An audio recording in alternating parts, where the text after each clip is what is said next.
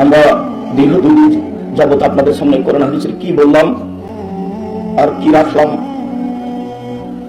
যদি কোনো জায়গাতে খারাপ লাগে তো এটা নিজের কাছে রেখে দিয়ে কথা বলতে হবে না। আর যেটুকু দিন বলে মনে হচ্ছে সেরকম মেনে চলতে হবে, মেনে চলাই ভালো হবে। আমি যেটা বুঝে সম্পর্কের মানুষকে কোনো বিপদগ্রস্ত দিক বা হিংসামূলক দিক বলার চেষ্টা করি না। মরণ যেহেতু চলে আসবে, আজ হোক আর কাল হোক, অল্প সময় পরে যেটা আসে সেটার জন্য বলা হয়েছে চলে এসেছে। আল্লাহ বলেছেন যে কিয়ামত হবে, কিন্তু শব্দগুলো কোরআন মাজিদে ভবিষ্যৎ ব্যবহার করেননি, শব্দগুলো ব্যবহার করেছেন অতীত।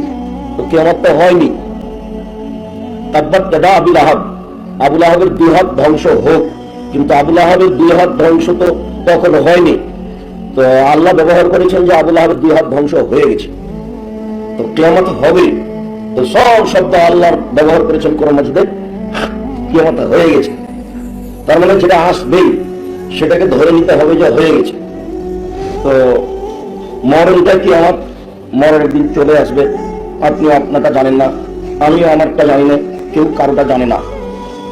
যে কয়েকদিন বেঁচে আছেন নিজেকে খুব চেক করে, নিজেকে খুব হিসাব করে চলার চেষ্টা করিয়েন।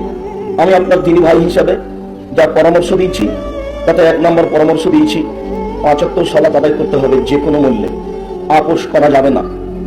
আর এর প্রতি খুব আগ্রহী হতে হবে। আজান হওয়ার সাথে সাথে দৌড়াদৌড়ি ছুটাছুটি লেগে যেতে হবে ভিতরে, জামাত হয়ে গেল মনে হয়, জামাত হয়ে গেল মনে হয়।